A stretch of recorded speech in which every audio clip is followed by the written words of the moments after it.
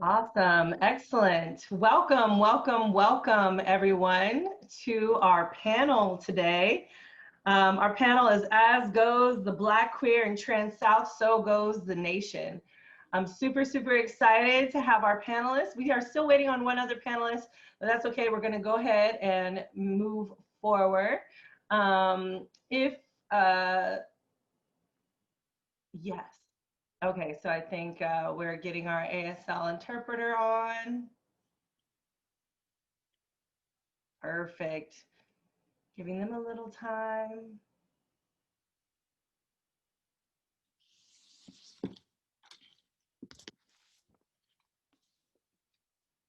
In the meantime, if you have any questions to the panel, you can direct them to me, Marla, directly, or to the, in the chat, you can just send to all panelists.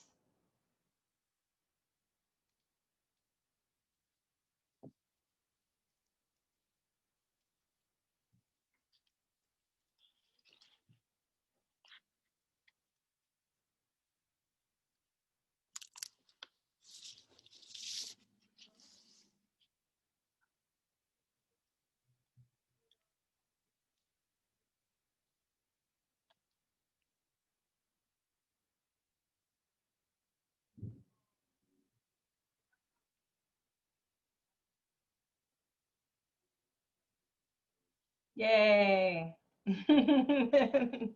All right. So we are, as I said, we are still waiting for one more panelist. Until they get here, that's okay. We're going to go ahead and move forward with everybody that we have now. So we have Mary here, Mary Hooks. And oh, first of all, let me introduce myself. I'm Marla, the moderator of this panel. And I am a sexologist, sex coach, educator, all for Black sexual liberation. So I'm super proud to be handling or moderating this panel with everyone. And with that said, okay, we're going to go to Mary. Mary Hooks.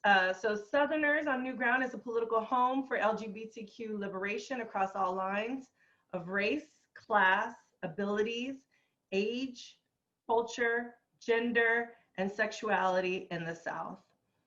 We build, sustain, and connect a Southern regional base of LGBTQ people in order to transform the region through strategic projects and campaigns developed in response to the current conditions in our communities. Song builds this movement through leadership development, coalition and alliance building, intersectional analysis, and organizing.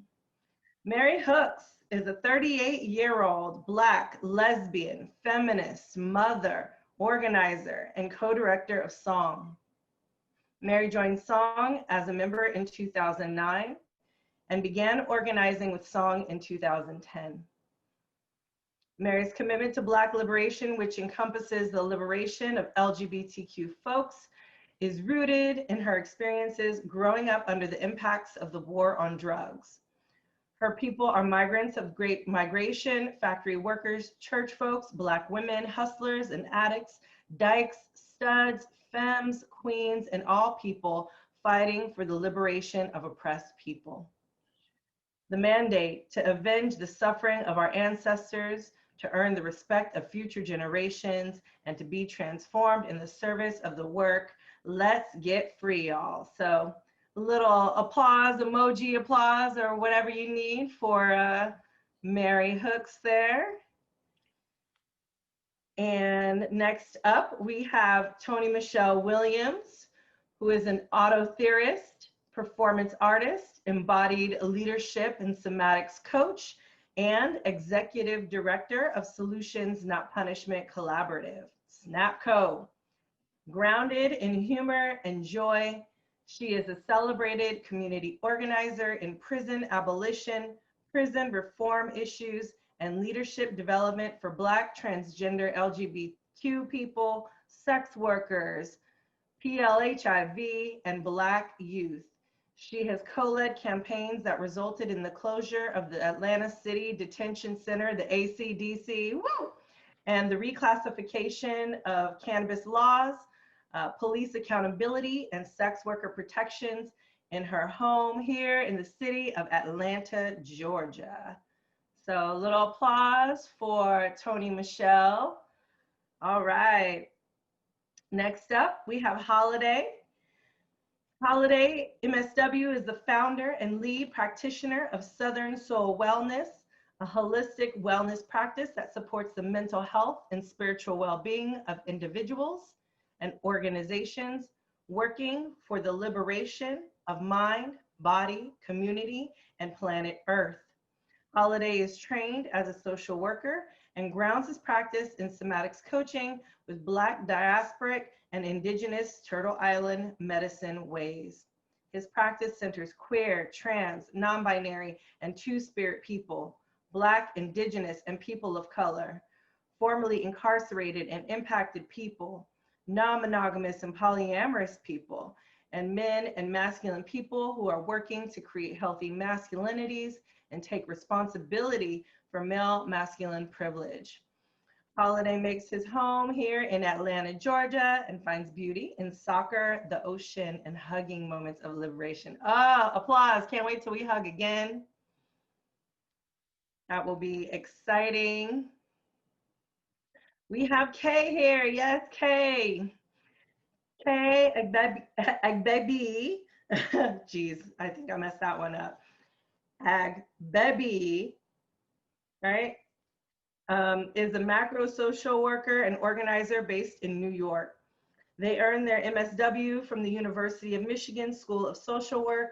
The majority of their work revolves around political education and organizing strategy in regards to prison abolition. Kay is an active member of Survived and Punished New York, a grassroots group working to free criminalized survivors of gender and sexual violence.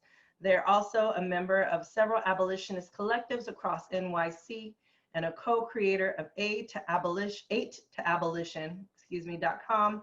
You can follow Kay on Twitter and Instagram at Shea Butter Femme.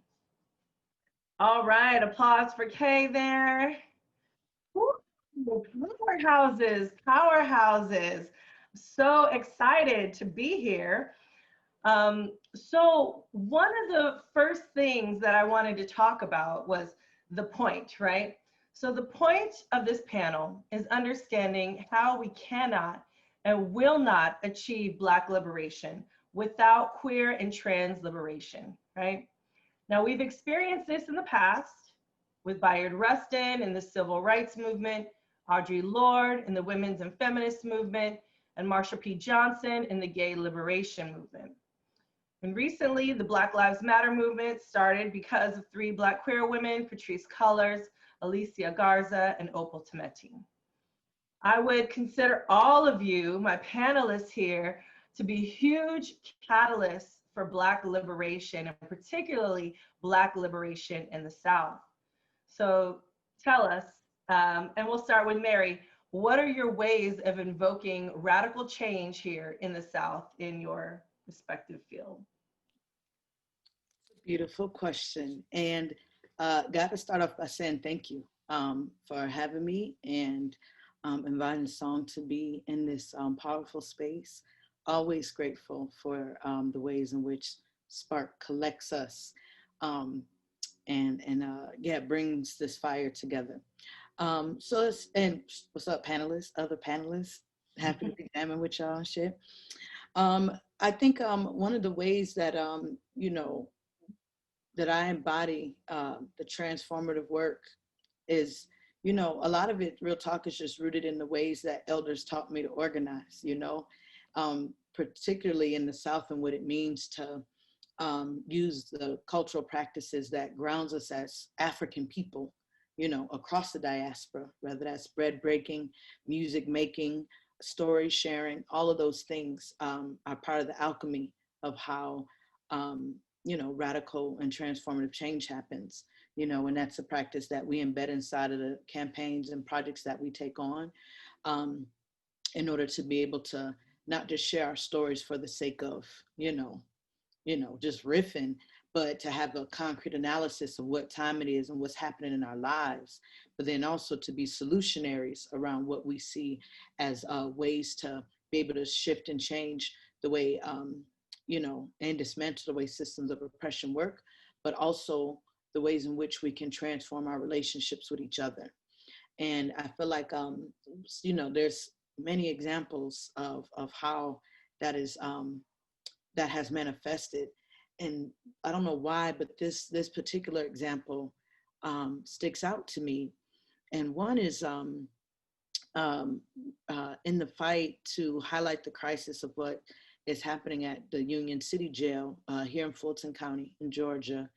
It's a place where mostly women identified folk are being held, and it's a condemned building. It's like messed up in all the ways, right?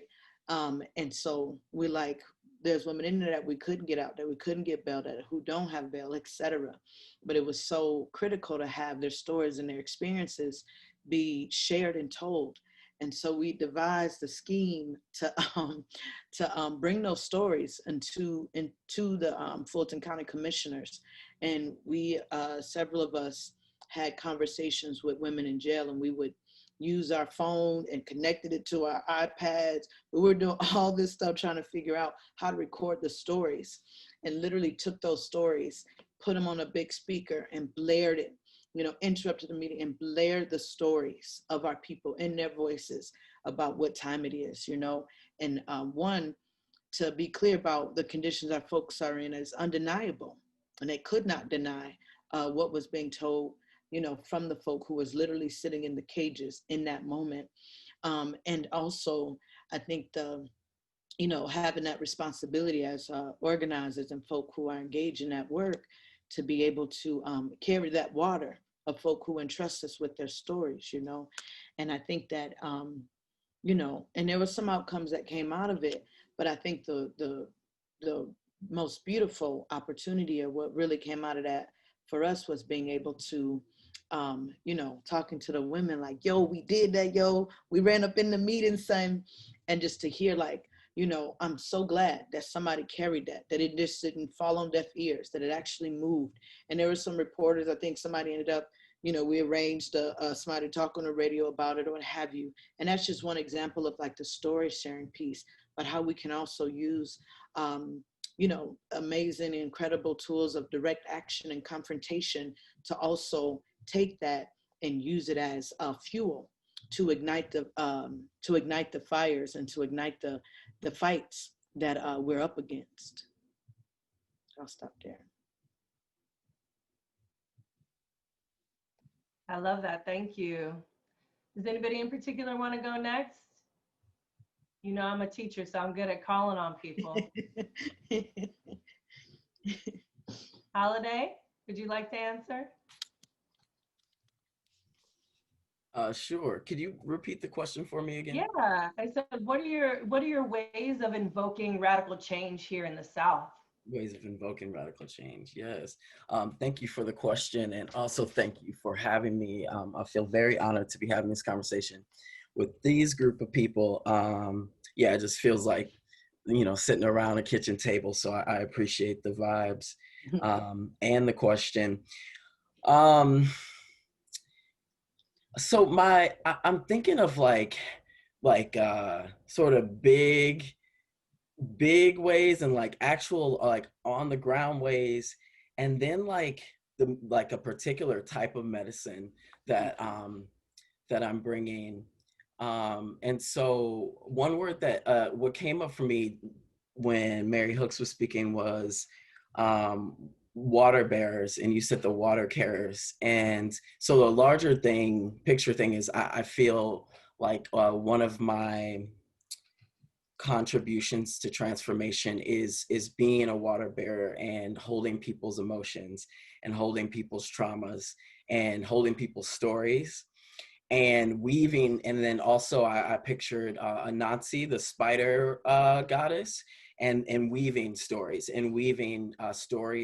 the same points where there's traumas are the points where there's transformation.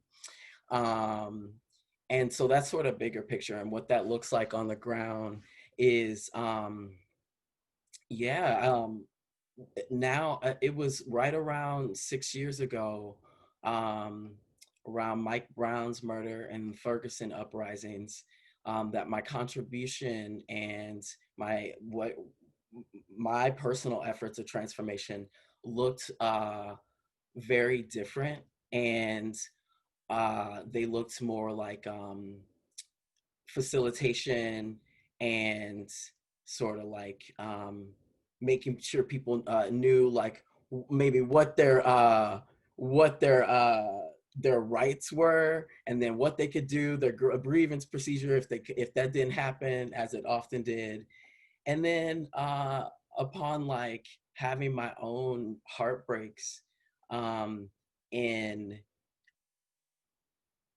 transforming the white supremacist colonial ways that we are in, and then the personal ways within my family and then within my relationships, um, from that point until now, it's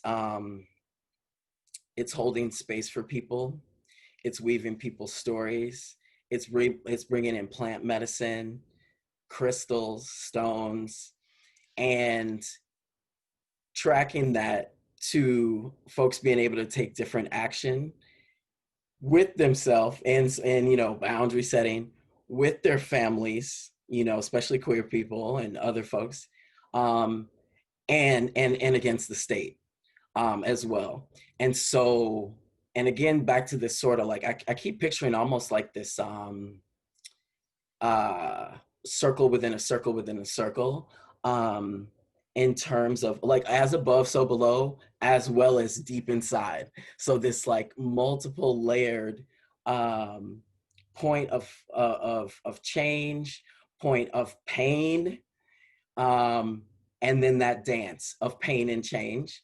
Um, and so, yeah, concretely, I'm a somatics coach, and then I also hold facilitation for some transformative justice and moments of conflict and harm space for individuals and groups, and mostly grassroots orgs. And all of that work comes with just deep embodiment and deep sort of like constantly sort of like what's happening with me and what's my narrative, and this, and also engaging people um, to get back to themselves, and supporting people and sort of continuing to carve away and get really clear on what it is that they're caring, that they care about, and what's at stake. And so sometimes that's like people take actions, leaving their jobs, people take actions, you know telling their parents, actually, these are my pronouns, and I really need you to try it, and men are hugging their sons. It's the actions are big and small, and yeah, I feel really humbled and honored to have that micro to macro vision, and just be like making mistakes and learning that weave in between every day. Mm-hmm.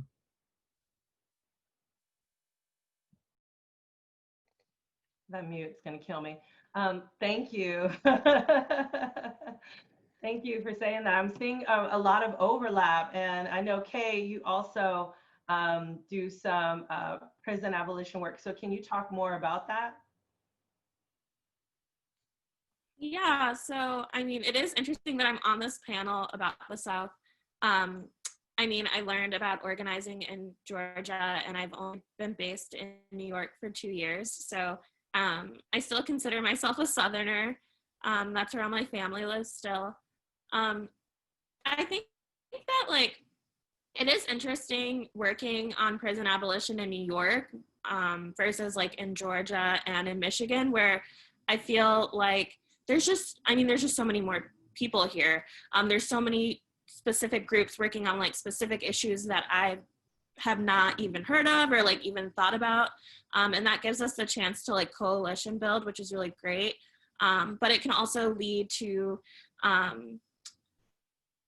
I don't know, lead to like me feeling spoiled in a way, like just the assumption that like everyone is on our side just because I'm constantly like surrounded by people that do agree with me, versus like the feelings of isolation I might have felt when I lived in Georgia, specifically in Kennesaw, Georgia. Um, but I mean, I think that there are still some things from the South that I bring with me. Like I said, that's where I learned to organize. That's where a lot of my loved ones are. My roommate is from the South. My best friend is from the South. And she recently just moved up here. So making sure that I'm staying in community with people who are doing work in the South, I think is really important to me. And also like amplifying their work. And I also think that there's just different strategies that Southern organizers have that people up north, especially like in like cities like New York, can really utilize. So making sure that that's like, that like Southern organizers and their strategy and vision is like at the forefront of what we're doing, I think is really, really important, especially for prison abolition. So what kind of strategies do you see coming out of the South that you think, you know, folks in New York would be able to take advantage of or use to disseminate to a larger population? Yeah, I think that like what I'm thinking of for like is just, I guess, like the slowness of the South in a way. Like when I'm organizing with people here, it's always like go, go, go, go, go. And one of my comrades told me the other day that she often looks to me for boundary setting and also for pacing. So I think that's something, and it's not like a like concrete strategy, but I think that's something that the South like gives me, and I think that's something we could use up here. Is just learning when to take breaks, and learning when to make sure that we're actually spending the time to be in community with each other, instead of just focusing on our really specific campaign goals. So relationship building. That's awesome. Thank you. That's awesome. Thank you. And Tony Michelle, I feel like you overlap kind of a lot of these things, right? With uh, prison abolition, with just holding space, the storytelling, thinking about ways of, you know, getting to the mass media. So can you tell us a little bit more about what you and SNAPCO are doing to invoke radical change here in the South? Yes. So first off, again, like my homies, so happy to share this space with y'all. All of y'all are just folks that I admire and love and adore. So definitely feels like a little fireside chat, you know, on a beautiful Atlanta Saturday. Um, you know, as everybody was talking, I was just like, yeah, all of this overlaps because we're just all dope ass people. And I think that um, one of the things truly from me is just around, yeah, it's the humor.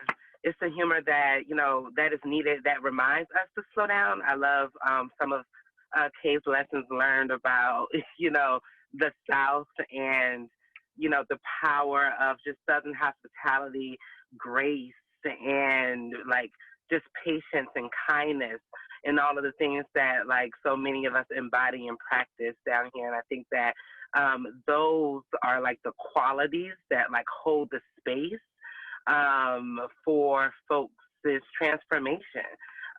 It's the qualities that build trust, and I think that, you know, definitely all of us truly embody that on this call, and just really, really excited to continue to be in conversation with y'all. Yeah, I'm gonna start here. I'm gonna pass it. Thank you.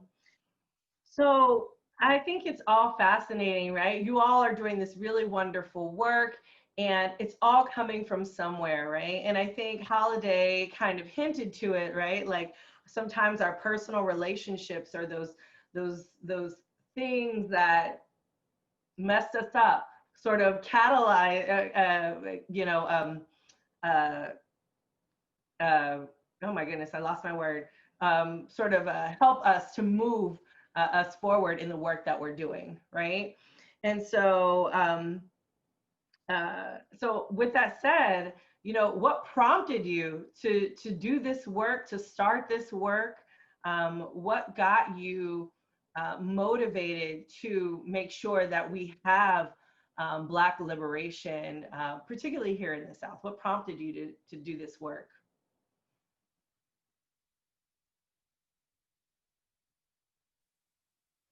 Yeah, I can start us off. Oh, go ahead.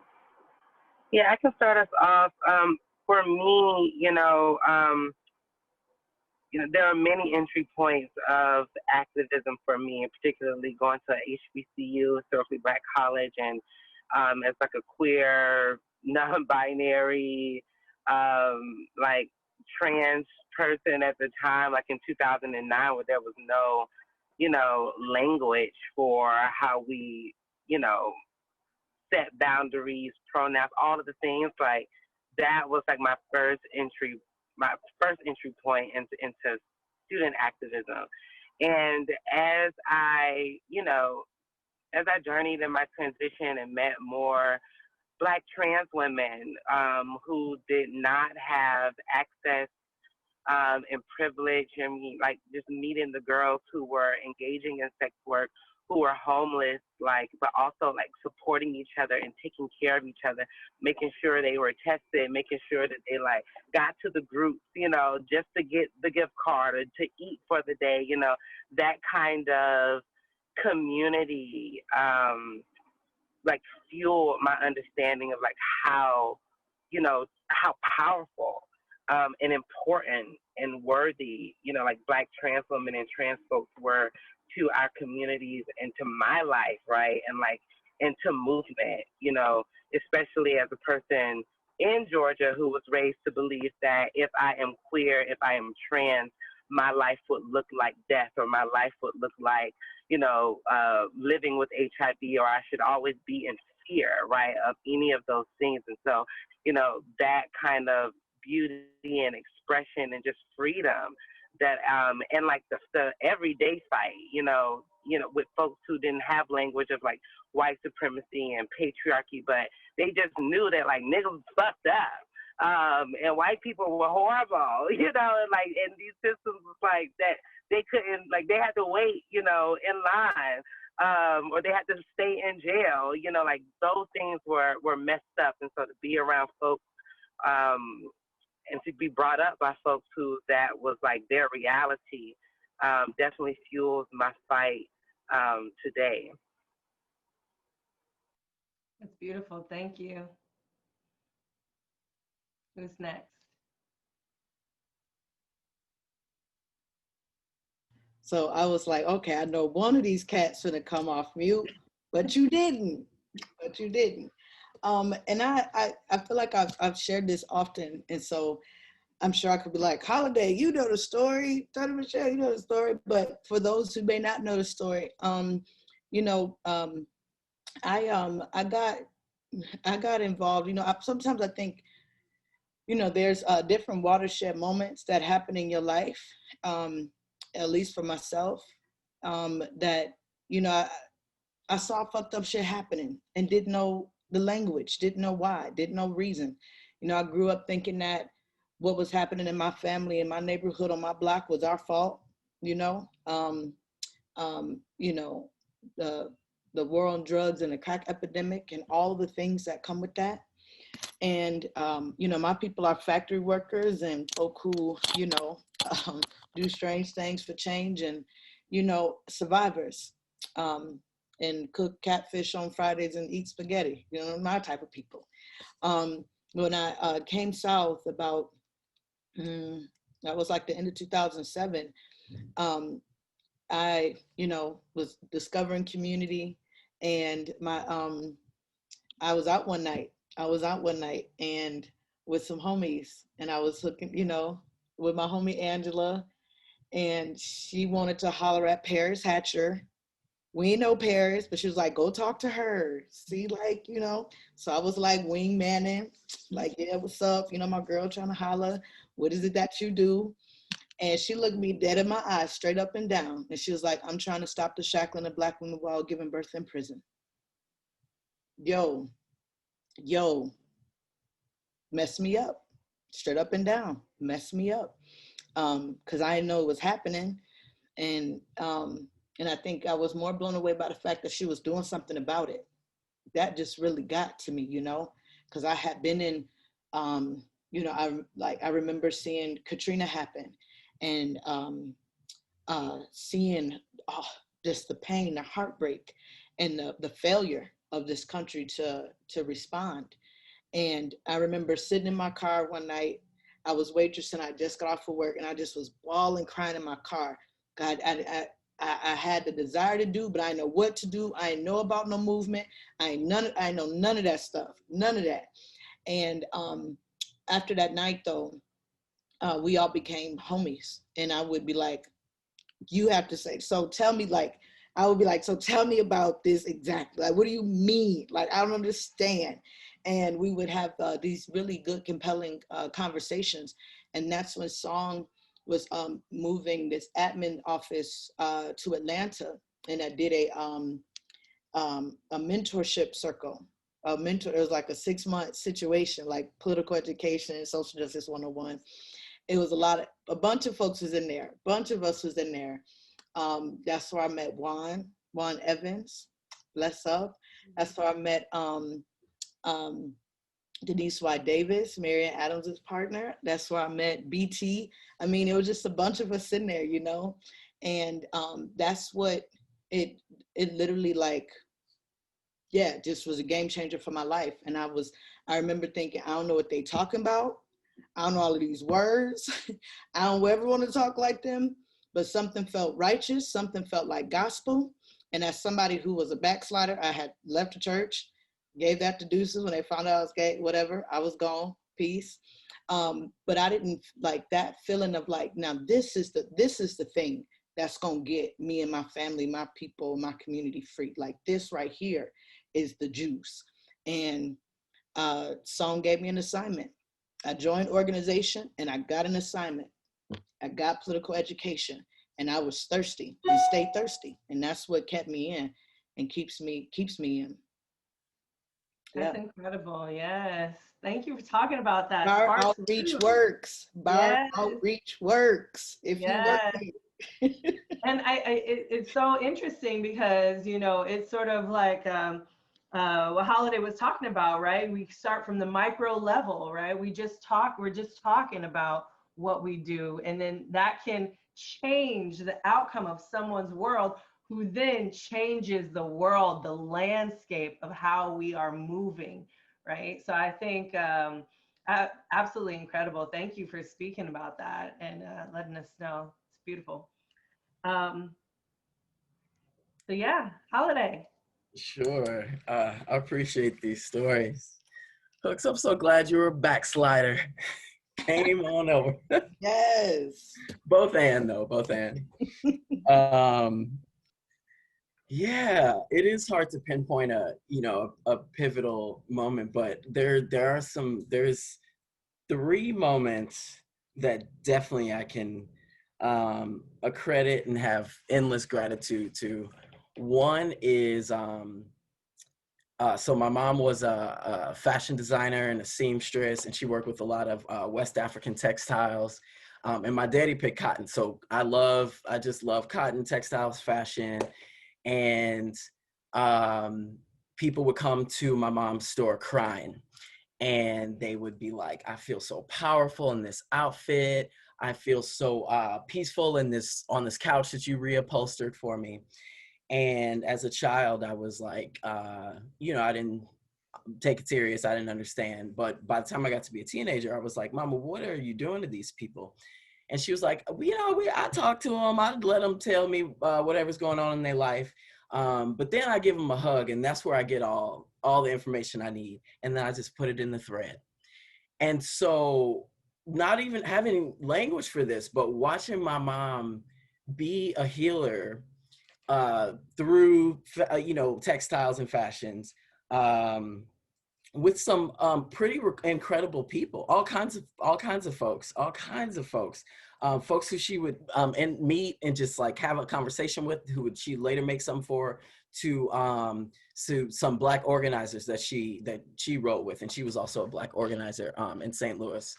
I'm from St. Louis, and so just seeing the power of the intersection of social change and racial justice with healing, and not even having any of those words, that was definitely a mustard seed that was planted.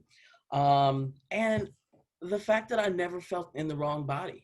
I think from as long as I can remember, I felt at least one gender that was different than how I was always seen. And I also have always been seen as multiple genders. I'd say the past 6 years of my life is the most consistent time I've been read as one gender in my life. And I never felt like anything was damn wrong with me. And so I just kept waiting for the world to like catch up with my complexity and the complexity I saw in other people. And so I still feel like that. And I just still feel like we, as all, the entire, even now, like I'm adjusting, like we're constantly adjusting even the words we say to describe ourselves. I still am at an age where I'm coming out of GNC. And we don't say any G's now I'm binary, and so so the et cetera, that the whole gender expansive family that we are feels super ancient, deep in my bones. Like we know this, and then there's some amazing historians. Shout out to our newly departed trans ancestor, Monica Roberts of the Trans Griot. So grateful she's an ancestor, but still very pained that she left us so soon. So we have some documentation of Black gender expansiveness and African gender expansiveness, and I feel it deep in my body. And so that keeps me in this work and holding people and organizational, traumas and conflict, knowing that there is so much more than these models that we've been given in this colonial context. And it is just, getting back to ourselves, getting back to our ways, it feels like. And finally, more recently, the first somatic body work I experienced was from Prentice Hemphill. And in that, so somatic bodywork is somewhere between a deep massage and a sort of you kind of like you go in transit, like you travel, you go to other dimensions. And I want to just point that out, because you can go to massage, you do get that deep tissue, but a lot of times you don't like travel when you go to massage necessarily. So in that traveling aspect, I literally saw, my dad and I have a very contentious relationship. And I literally saw the source of some of his pain and the ways that have impacted me. I saw where that came from. I saw his mamas. I saw his mama's mamas. And I saw the intergenerational trauma that we speak of. And I just felt like, oh shit, each of us are carrying, it ain't intergenerational trauma. It's intergenerational terror. It's an intergenerational emotional pandemic that we're carrying, each individual of us. And then to watch and to be part of the Black Organizing for Leadership and Dignity bold space that practices organizing with embodiment, and also to learn from practitioners like Prentice and Mawulisa Thomas Adeyemo, and Sindolo and Adaku, and I can't forget this, Georgia Alta Star, and I must name them each because these are the folks that allow me to, that I was like, my social work roots, my bio says I was trained in social, child, I ran far from that. I was like, I can't heal myself, nary nobody else with this model only. you know, I don't throw the whole baby out with the bathwater. That's a horrible analogy. I'm gonna try to tweak that at some point. But it was Black somatics that helped me be like, oh, I can do a little psychotherapy. You can sit on my couch and talk a little bit, but then we gonna also get in our bodies and we gonna watch taking different actions for our personal lives, our family lives, and for the world and the communities that we want to create. So endless gratitude. Beautiful, thank you. Kay, would you like to go? Yeah, I'm also gonna talk about my mom. So my mom has 11 siblings, and besides her and her sister, they all live in like within 30 minutes of each other in Maryland. And they're just like really close, but the way that like my mom grew up, the house that her family was raised in, the family that like enslaved my mom's family, they pretty much gave my mom's family that house out of like guilt or like pity. And so my grandpa, even though we didn't grow up, or I didn't grow up with him, he was just always like, he always stressed the importance of like following the news or like following politics or learning about like what's happening to other people. And he really instilled that in my mom. And I think because of both of them, that's why I'm an organizer. But growing up, I always knew like what was happening. I knew about racism. I knew about like classism, etc. But I didn't know what an organizer was until I went to school at Georgia Southern. And when I was there, someone nominated me for this fellowship, which was really liberal. But I went through the fellowship and I gave it a chance, and that's where I met a lot of organizers. Also, can you hear me? Because my internet is like unstable. Okay, perfect. So I went through the fellowship and I met a bunch of organizers. And I was like, oh, okay, so these people, like, they know about the things that are happening in the world, but then they're actively like shaping their lives around doing something about it. So then after that, I ended up transferring from Georgia Southern because I was tired of the racism. Like the last day that I left, I remember just like people like throwing stuff out of their car at me and like yelling slurs at me. And I was just like, I can't be here anymore. So I moved back in with my parents. And it was really depressing. I just remember sitting on my bed for like 3 months. And then one day I was just like, oh, I could actively organize. Like I could do what those people I met were doing.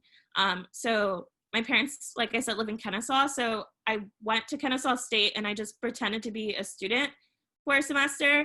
And so I like joined these student organizing groups, and I was just like, okay, like I don't really go here yet, but I want to. So I would just like go with them to actions in Atlanta and things like that. And eventually I did end up re-enrolling in school. And then from there, it just kind of stuck. I think at the time I was like, oh, this is something that I'm doing, but I saw a lot of friends like leave organizing after school, and I didn't think that I would still be doing it. But then like after a while, I was like, no, like this is how I want to live my life. Like I can't imagine seeing work being done and not feeling like I'm doing everything within my power to like push it forward. So yeah, that's how I came to organizing, really just going to Georgia Southern, figuring out that organizers existed, and then becoming obsessed in a way. That's awesome. So thinking about all of these different ways, thinking about your stories and where you've come from and where you are now, and of course being here at a reproductive justice conference, how do you think your work in particular intersects with reproductive justice with RJ? I'll go first before my internet completely shuts down. I think with Survived and Punished, I mean, we're working with criminalized survivors. So we're working with majority like Black women who are also mothers who are being kept away from their family and their community, or they're basically being stripped of their reproductive autonomy because of the carceral state. And so there is no reproductive justice without abolition. And yeah, like abolition encompasses so many different issues that have to do with reproductive justice. I mean, I'm thinking right now, Survived and Punished is really working closely with a survivor named Tracy, who's a Black mom and a Black grandmother.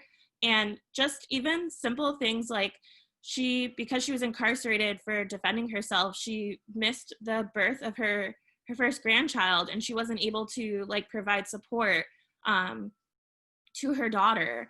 I think that a lot of people find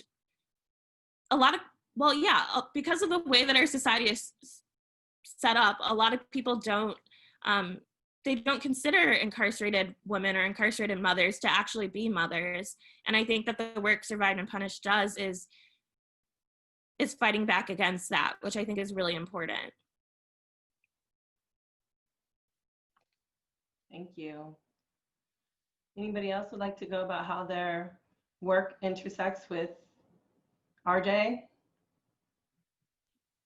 You know, I think that the work that Song is engaged in, and work that I'm also when I represent Song inside of the movement for Black Lives, you know, a big part of it is in that we put forth. I'm gonna go back a little bit. We put forth the Vision for Black Lives policy platform.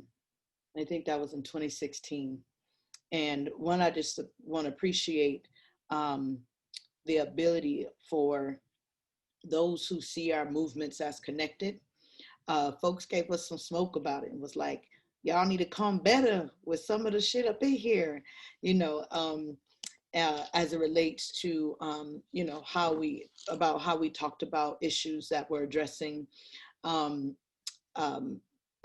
Black women, femmes, TGNC people, etc. And but I think that in this current moment, a lot of our work, you know, is about, you know, literally like taking the machete and carving a path toward abolition. And as literally right now, folks in the U.S. are fighting about this about defunding the police. We're very clear about, you know, what happens when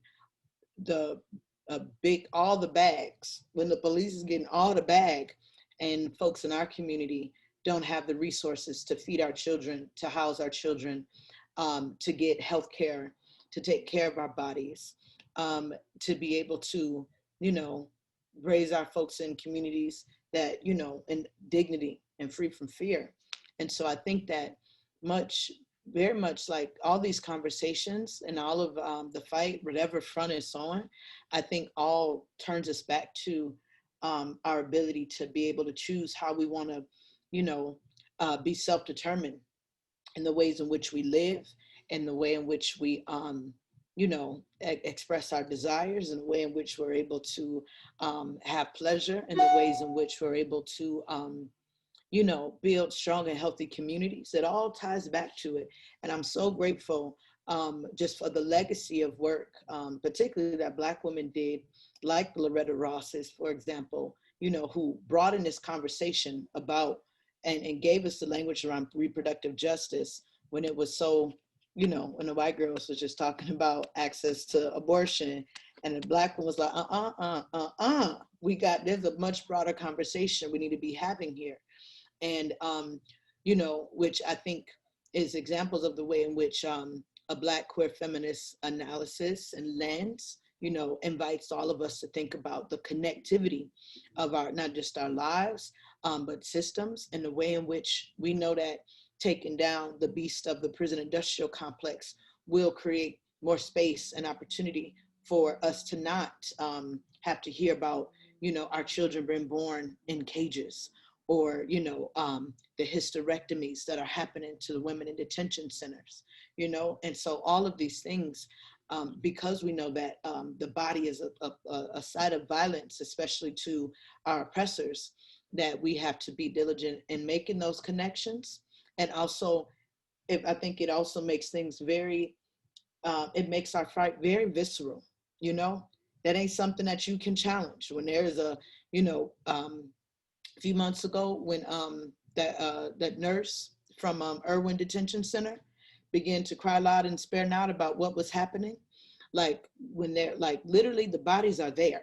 Literally and there's a legacy of that. We know that. Y'all know the history of eugenics and all the things. But what we know is happening inside of these carceral systems, and the fact that it's not just happening, on paper, it's not just passing my policy.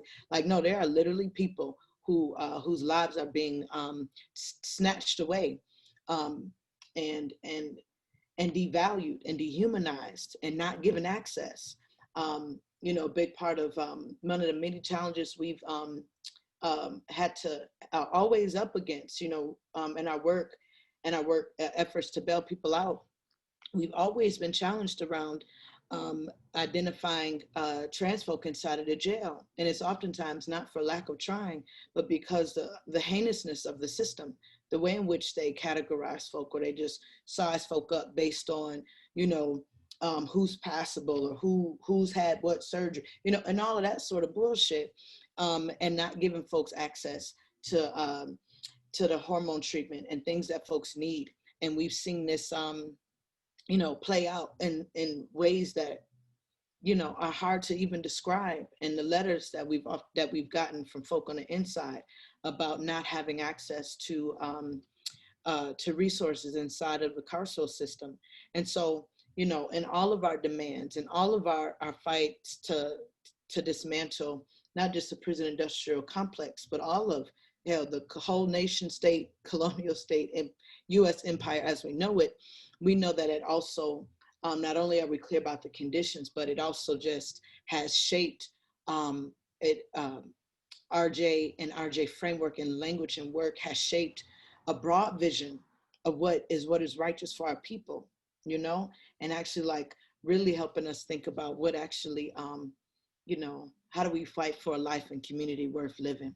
So yeah, RJ is through and through, and grateful for you all who hold the line around it and continue to broaden our analysis and assessment around what it is. So yeah, I'll stop there. Thank you. Oh my goodness, we are coming close, but would anybody else like to speak? Holiday, you want to go? I'll just be quick. I was trying to see if Tony Michelle was going to jump in. I'll be really quick. We, Southern Soul Wellness, supports RJ orgs in, internal emotional interpersonal capacity building. And we've done that work, as well as the support of individuals who are trying to do all kinds of things with their bodies, because so there is back to that sort of Anansi web analogy that I was talking about, which didn't feel like an analogy, but we'll just call it that for now. I'm intentionally not licensed because I need a separation from the state. I don't want to have to be a mandated reporter and call the police if someone's in a crisis. So what that means is connecting with practitioner. It means two things: connecting with practitioners all over, wherever there's folks I'm supporting, and not necessarily practitioners, just people who can respond to crisis, so that we are actually practicing not calling 911. And that's ever becoming more and more sort of concretized. It's sort of like some of those networks are informal, some are getting more formal. And then the other thing is partnering with people who are licensed practitioners to help people get letters for different gender medical procedures that they want, affirming procedures. And these, and then supporting people through conversations like supporting trans men who want to conceive. And maybe, I might be the first one that they're talking to, that's their desire, and then helping them navigate doing that, both sort of emotionally as well as the actual systems that they need to do that. And so also being aware of like, what are the most safe and accessible medical systems and healthcare systems out there in the different places where people are. and then supporting non-binary femmes, and removing silicone injections. And I'm being very specific. I'm naming this procedure. I'm not trying to, I'm not breaking any confidentiality, but this is a specific letter using they and them pronouns to somebody on the others, and talking about like what the Western trans world would think of like a de-transitioning type thing. And we know that it's not a linear path. And I very much know that a trans woman can also be non-binary and can also go by they them pronouns. And writing that support letter, I need to find the right licensed person who will also then write their letter that goes to these red tape people, that so this person could get the care they need.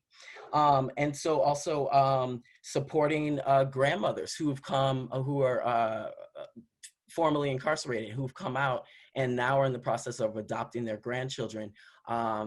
Intergenerational trauma, their child is now inside, and so they got to care for the grandbabies, and supporting again both emotionally but also that whole adoption process. So I love and long for more intersections between the direct support world, walking through somebody getting their Social Security type world, getting their benefits, the disability justice and accessibility world, as well as that the organizing against the conditions inside of these places that we have to navigate.